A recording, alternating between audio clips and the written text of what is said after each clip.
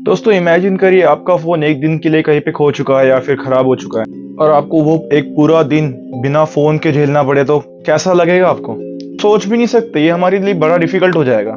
दोस्तों प्रॉब्लम ये नहीं है कि आपको बिना फोन के रहना पड़ेगा, प्रॉब्लम ये है कि जिस सर्च इंजन में आपको सर्च करेंगे, जिस जगह पे आपका डेटा स्टोर होगा, अपना सेल्फ ड्राइविंग कार ले लीजिए, कैसे वर्क करती है आर्टिफिशियल इंटेलिजेंस की वजह से। नो डाउट कि आर्टिफिशियल इंटेलिजेंस ने हमारी लाइफ को बहुत ही आसान बना दिया है, बहुत हद तक। इसको हम ह्यूमन रेस कंफर्ट के लिए बहुत ही आगे बढ़ा रहे हैं। नो डाउट कि हमारी बहुत सी सारी प्रॉब्लम सॉल्व कर देता है इजीली चुटकियों में। तो हम ह्यूमन कंफर्ट के नाम पे जो इस चीज की डेवलपमेंट करे जा रहे हैं, क्या ये सही होगा या फिर गलत, चलिए जानते हैं इस वीडियो में। तो नमस्कार दोस्तों, मेरा नाम है सिपन। मिस्ट्रीज की वर्ल्ड में आपका बहुत बहुत स्वागत है। आज के इस वीडियो में हम जानेंगे एक दिलचस्प कहानी।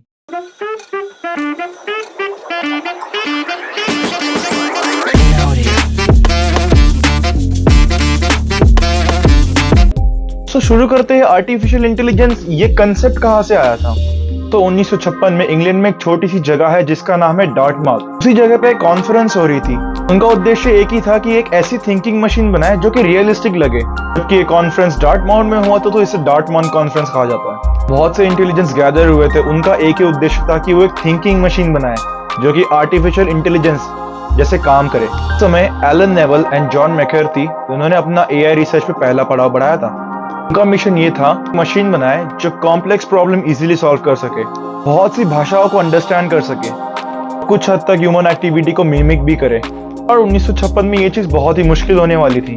1980 आते आते जब कंप्यूटर की खोज हुई और डेटा स्टोर करने की खोज हुई, चीजों ने इनकी बड़ी सी मदद करी है। आज की 21वीं सदी में एआई अनस्टॉपेबल हो चुका है। गाड़ियों से लेकर हमारी लाइफस्टाइल तक, जैसे कि एलेक्सा, फोन्स और सेल्फ ड्राइविंग कार्स में, इन सारों में आर्टिफिशियल इंटेलिजेंस बहुत ही अच्छे से इन्वॉल्व हो रखे हैं।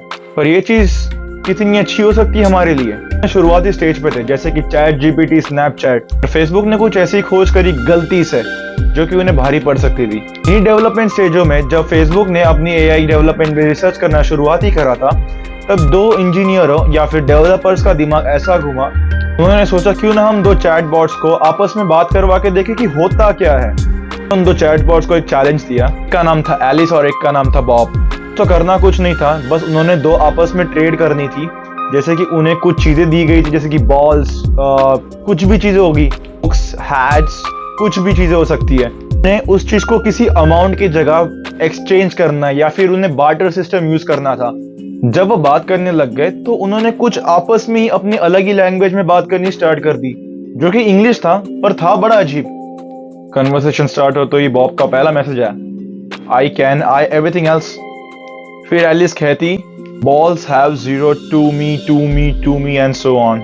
बॉब का फिर मैसेज आया, यू आई एवरीथिंग एल्स। फिर एलिस अपनी एक और मैसेज करती है, balls have to ball, to me to me to me to me and so on. फिर इसी तरीके से इन दोनों की कन्वर्सेशन चलती रहती है। मैं यहाँ पे एक फोटो जरूर लगा दूंगा, आप उन्हें पढ़ लेना। दोस्तों देखा जाए तो ये एक स्पेशल लैंग्वेज थी जो कि इंग्लिश जैसे साउंड करती थी, पर थी इंग्लिश बिल्कुल भी नहीं किसी भी एंगल से।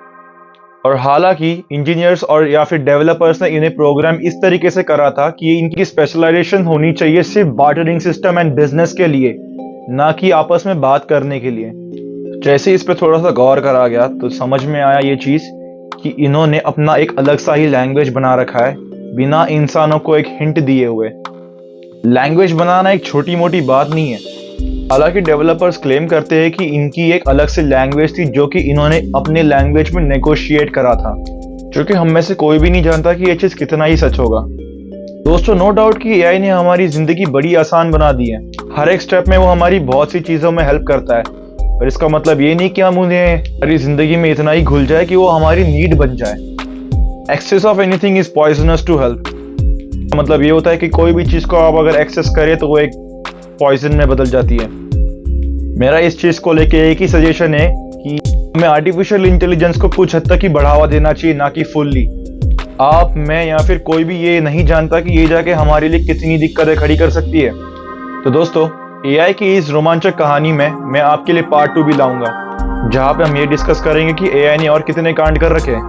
तो दोस्तों एआई की कुछ रोमांचक कहानियों के साथ मिलते हैं अगली वीडियो में। Thank you.